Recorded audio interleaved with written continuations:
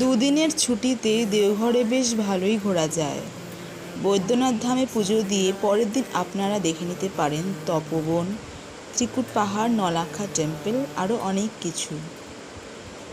বেশ মনোমুগ্ধকর পরিবেশ, ভালোই লাগবে। दिल हवाले तेरे तू अगर मेरी मैं हूँ तेरा